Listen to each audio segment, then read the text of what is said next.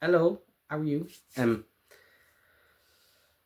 Okay, we're going to be talking about a great movie that I always used to watch on Christmas Eve or on Christmas Day because, boy, loved every minute of it. Loved the franchise. Loved it. It's called The Santa Claus with Tim Allen. Right, the first one. We're going to talk about the other ones some other time. So get ready. But talk about them. We have to. So I'm going to go on to these critics fuckers on Rotten Tomato, right? Sorry, I am not doing that. I'm not doing that one as well.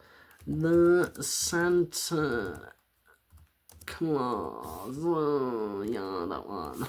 So basically, the whole movie is about I got Scott. I think Scott Calvin. Scott Calvin. Let me check. Oh my god, you're fucking. Yep, Scott Calvin. I fucking knew it. I fucking knew it, baby. So basically, Scott Calvin, right, on Christmas Eve, he's having a good time with his son and all that, and he just, as you would, spend time with your kids on Christmas Eve, but he has like divorce things and all that, but he has to take care of the kid on Christmas Eve. But on this Christmas Eve, his kid hears a big thump, right, and then the kid goes like wakes up to dad, and then the dad's like, I'll see what the fuck's going on, basically. Then the dad goes out. Then he sees the guy up on top of the roof. Then the guy falls as Santa. Then Scott realizes that he's killed Santa, but he has to help out Santa and all that, and figure out what to do after that because he just killed Santa before Christmas on Christmas Eve, and he doesn't know what to do. So he's the new Santa because he put on the coat, put on everything that Santa was wearing. Very fucking weird because there's a dead guy outside, but actually he just disappeared in thin air, basically, in the movie. And yeah, then he goes out, delivers all the presents, then go back to the North Pole, and then in the North Pole, people are like, for me, I'd be like wondering where the fuck is Santa gone and all that. But basically, Scott is going to be the new Santa because he killed the old Santa, right? And basically, he during like then New Year comes, basically, and then now all through the year from January near to the December, basically he transitions into the Santa Claus. He gets fatter. He starts eating more. He starts growing hairs longer. He starts growing more beard. He starts getting white hair and like all that. Like for me, when I was watching this, I'm like, I watch this every single fucking Christmas because, it brings back child memories, right? Because Tim Allen, I used to grow up with Toy Story and all that with him, and then I figured out Santa Claus, and I'm like, oh shit, he is Santa Claus, right? And then I'm like, boom, love every minute of it. So yeah, and the next one is the exact same for me, but anyway, back to this one. But for me, I have a feeling that like when you're on Christmas Day and you're watching Christmas movies, I just have a feeling like this is the type of movie to watch on Christmas Day because like you can't resist watching it without watching it. For me, I would. For me, it would. I can't resist watching it, not watching it. Um, before on Christmas Day or Christmas Eve, basically, for me, I would watch it on Christmas Eve and on Christmas Day. So yeah, let's check on Rotten Tomatoes reviews. Okay, 73%, for the critics and 66% for the audience. Okay, good. Here's the plot of it. Divorced dad Tim Allen has custody of his son Eric Lloyd on Christmas Eve. After he accidentally kills a man in a Santa suit, they are magically transported to the North Pole, where an elf explains that Scott must take Santa's place before the next Christmas arrives. Scott thinks he's dreaming, but only the next several months he gains weight and grows an expected white beard. Maybe that night on the North Pole wasn't a dream after all, and maybe Scott has a lot of work to do. Right? For me, I'd be scared of shit if I start gaining a lot of weight and growing a lot of beard, or growing the biggest beard ever, and then I become Santa. I'm freaking the fuck out. Like I don't know what to do, and then I'm like, okay, I'm like Santa now. Great, woo. So yeah, we all know. Actually, I never knew this about Tim Allen. You know that is actually him. He done it in a TV show called Home Improvement, and I never fucking knew that he was the guy that made that fucking meme. Or like the one. I never fucking knew. But love that movie. Love that show, I mean. I used to watch it. And I never knew about the fucking thing. I don't know how. I must have been little and I can't fucking remember. Is there any bad critics? Because I want to read those bad fucking critics.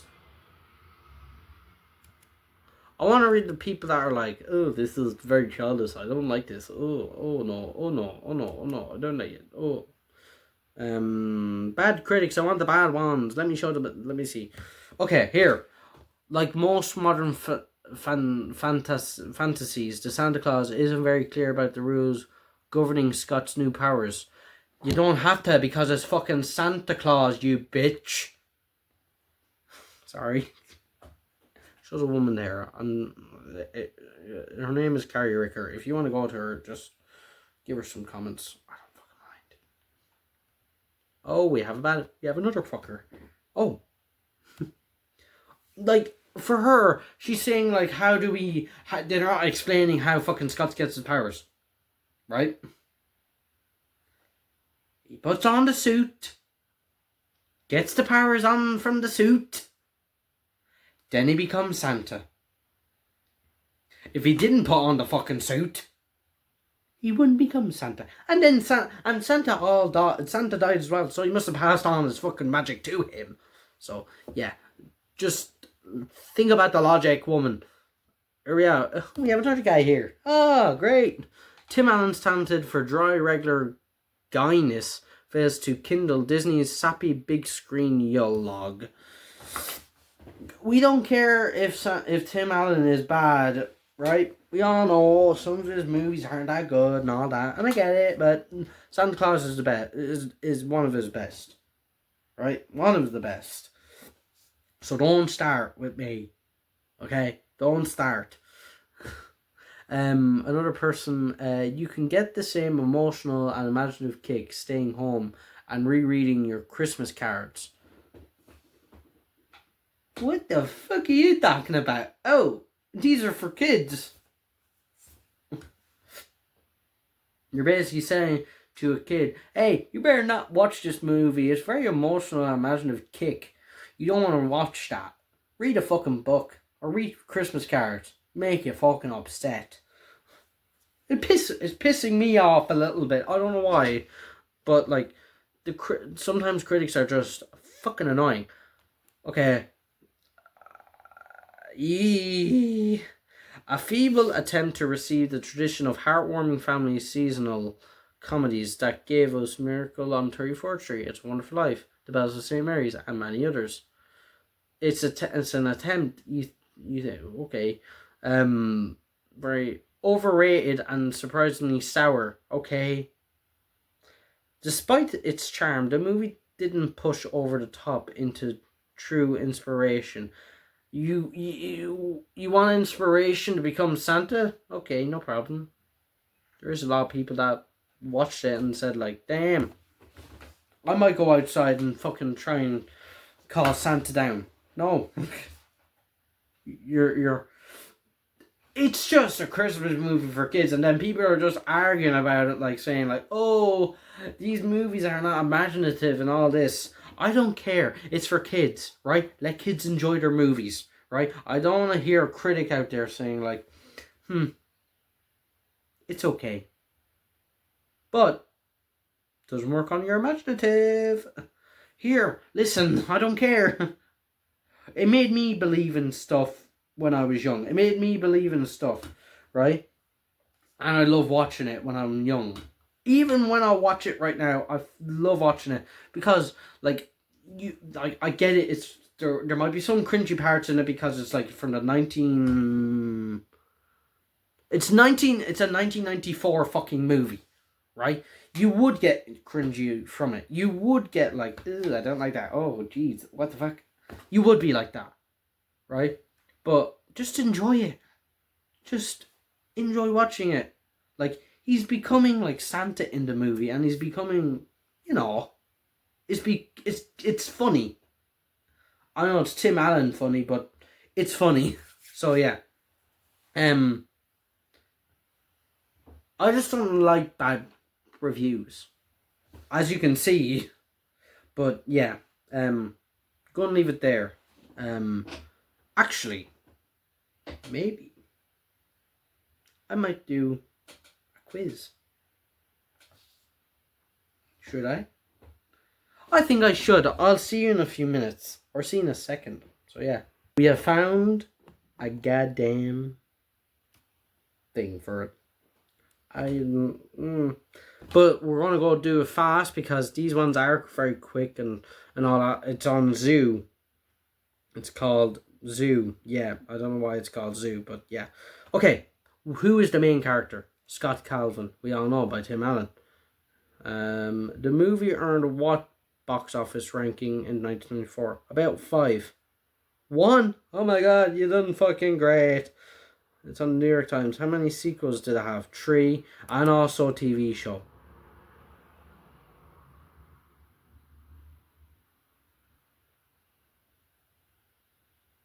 Anyway, where does the movie take place?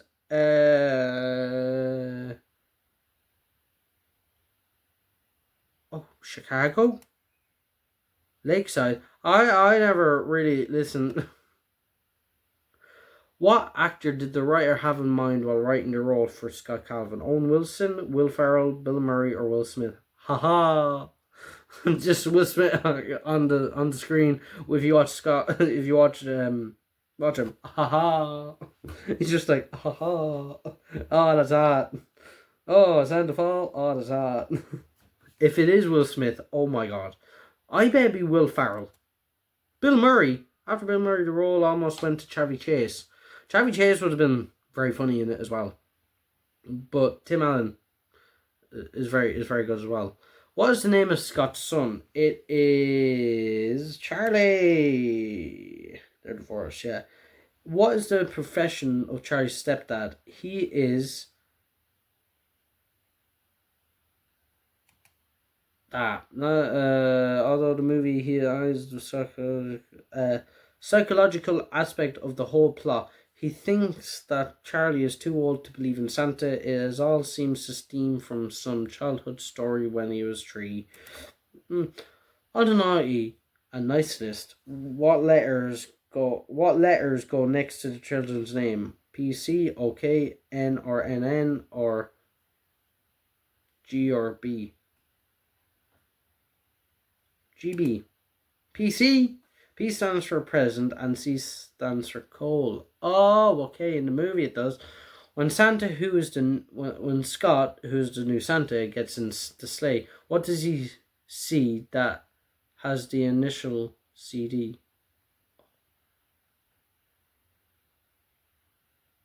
A present? Oh, cookie cocoa dispenser. I'd love fucking one of them. Holy fucking mother of God.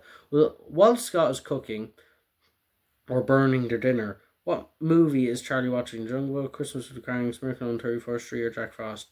It wouldn't be on Christmas with the Cranks because that'd be too much. It wouldn't be a Jungle Book because that's not Christmassy. Miracle on 34th Street? Yeah, baby, I got it right.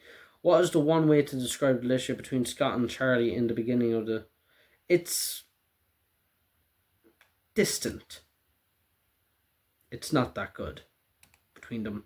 It's like the kid wants to believe, but then the father's like, I don't really believe in you, kid. And then like, it's not a good dynamic. But when he becomes Santa and all that, it becomes better. He gets closer with the son, then the son's like all happy, and then it's like very touching and all that. So yeah, when do the two first encounter Santa? At the house. So the first night, in a family's house. I don't know why, but when do the two first encounter Santa? It's in a family's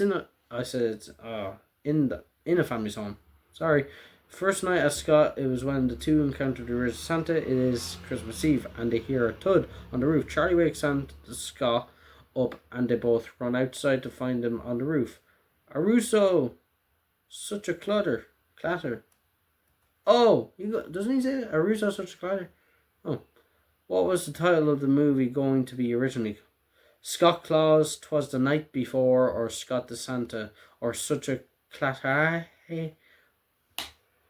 'Twas the Night Before, I bet. Or, Scott reads Charlie a bedtime story about Santa. He reads on the roof. There Russo, such a clatter.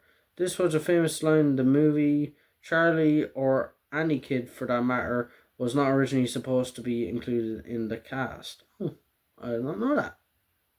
Hey, motherfucker, get off my fucking roof. That'll be me. Then he just falls down and says, I just killed someone. Oh, what the fuck? They just disappeared? Okay, great.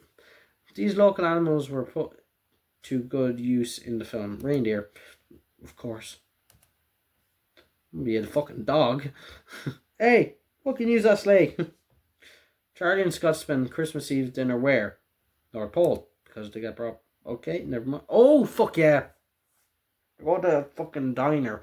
And also, there's an elf there spying on them. So, if you may think about it, they were planning it.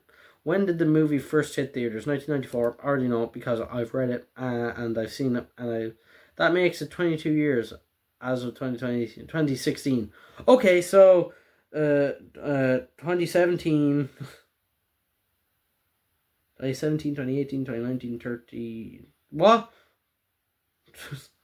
17, 18, 19, 20, 21, 22, 23, 24, 25... 9 years. So then that would be 9 plus 22. I'm not good at maths, if you notice. So, yeah. Sorry. Don't criticize me. 22 plus 9. Fucking hell, I'm dumb. I'm fucking dumb. You want gum? 39 years, isn't it? 39 years? I'm fucking stupid. Duh. 39 years, isn't it? Okay. I'm just going to leave it there. If I get it right, thank you. In the film, Scott jokes that the number for Neil's mother is what? 911, 1-800 your mom, or 1-800 spank me, or 411. It's a little bit weird if you say spank me to your kid, because I'm like, what the fuck? Be your mom. Oh, it is spank me. I never fucking remember that. Disney was scrutinized almost a decade later when parents caught their kids calling the number.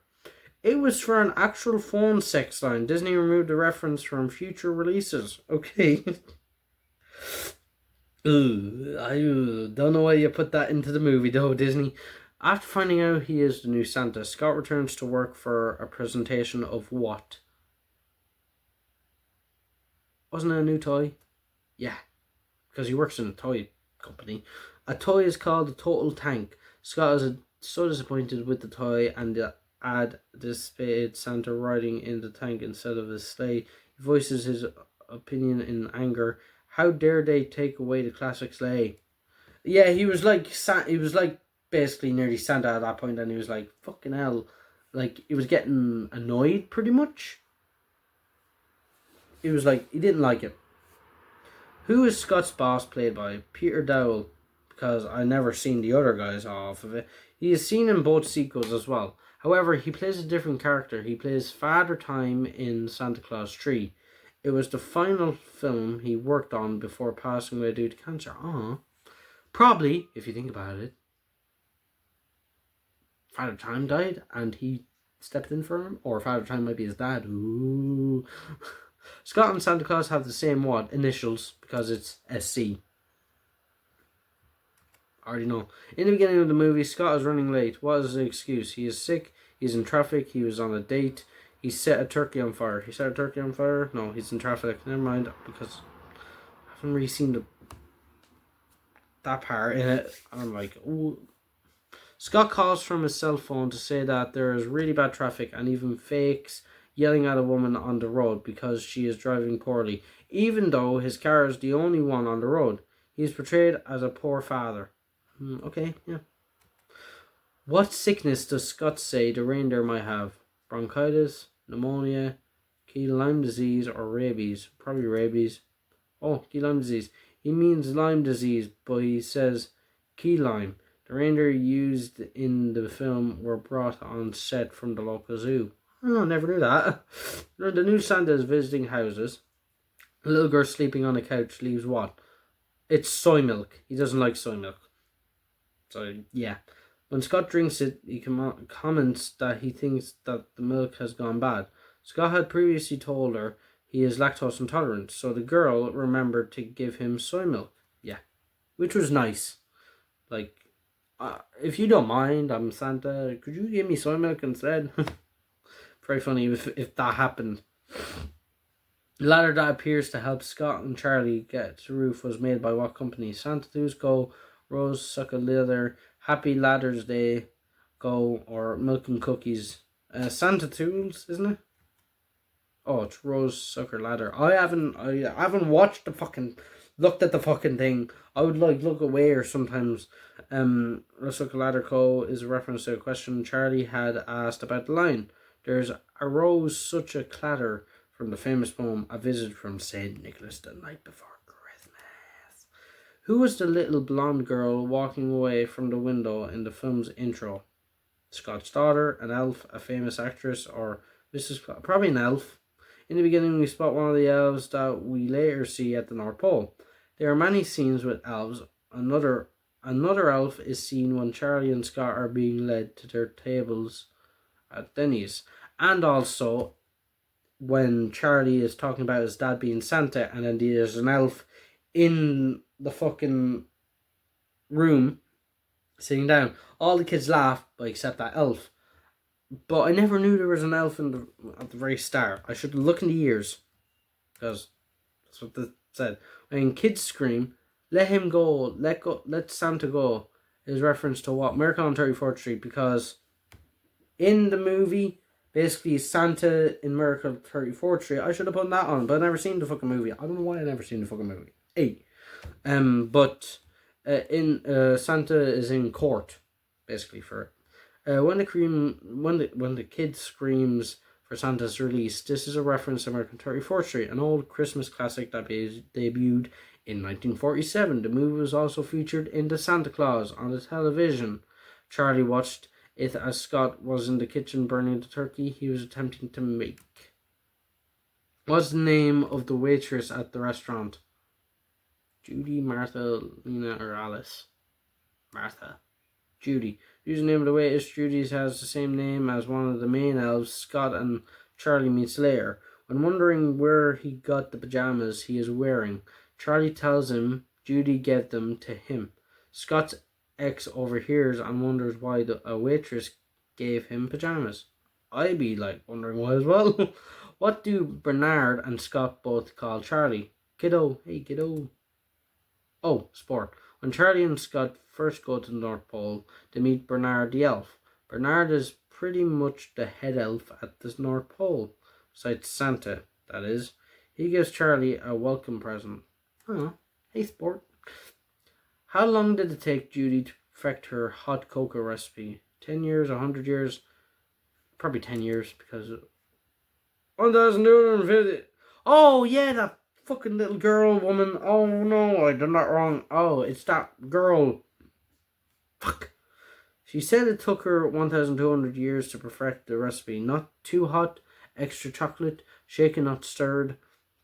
Scott doesn't seem to fancy the taste and spits it out. Well, fuck you. Neil was how old when he stopped believing in Santa? 3? Well, Neil mentioned that he asked Santa for an Oscar Mayer Wiener whistle, but didn't get it. Seems that the reason he doesn't believe in Santa is because Santa didn't come through with a present he was hoping for. Scott makes up for it later with a thoughtful gift, which is nice. What's the code to go into the North Pole? 99999. Okay, 1239. When Scott and Charlie arrives at the North Pole, the code that the elf enters into the North Pole for entry is 1239. They met Bernard and he introduces a tech-savvy elf called Quentin. Quentin then tells Santa about the gadgets the sleigh has. I don't know these things sometimes, so I'm confused. So yeah. What does Bernard give Charlie as a gift when they get to the North Pole? A puppy, a cookie, a hot cocoa, or... It's a snow globe, because the snow globe is well known in the thing. Because basically a snow globe, in it, if you shake it, it comes to life, basically, if you shake that thing. So, yeah. What is the name of the girl who questions Scott profusely as the new Santa? Sarah, Judy, Neely, or Amanda? Nellie. Oh, Sarah. How come your clothes are so baggy? Scott Calvin. Because Santa is watching his saturates fats. Then she says, how come you don't have a beard? He says, because I shaved. Scott tells her he doesn't want to drink the milk because he is lactose intolerant. The next time she leaves soy milk for him. Oh yeah, it's the girl that he meets when he first goes, and he's like, that fucking milk is awful. I want soy milk instead. In the intro to the movie, what song is playing? White Christmas, Carol of the Bells, Baby It's Cold Outside, or Merry Christmas? White Christmas? Carol of the Bells. Carol of the Bells goes with Christmas, but the original tells a different story. It's actually based on a traditional Ukrainian folk chant that celebrated the season of rebirth and anticipated a purpose new year. Oh, never knew that. On Christmas Eve night, Scott begins delivering presents, but he is arrested when he tries to enter whose home? The President's, Laura Neal's, the Mayor's, or Sarah's? Laura Neal's? Yeah. He is arrested for the entry Laura Neal's Miller's house. He leaves Charlie stranded in the sleigh on the roof. The ELFS Effective Liberating Fight Squad gets Charlie and rescues Santa from jail. I got 16 out of 35. Oh Lord. That's not good. Anyway, I'm going to leave that there. And I will have more videos out tomorrow for you. Hopefully. So yeah. How many videos did I make for you guys today? 1, 2, 3, 4, 5, 6, 7. Okay, I made 7 for you. That's what I wanted to do. But next video is one of my favorite ones, right? And as you saw, these videos are coming out like every hour, right? They're going to be coming out at 6, 7, 8, 9, 10, and all that for you. So 6, 7. I fucking hate that meme. But yeah, I'll see you soon. Hopefully y'all have a great day, and I'll see you soon. And goodbye. And have a happy fucking new year, everyone. And have a great new year. And I don't know what else you're going to do.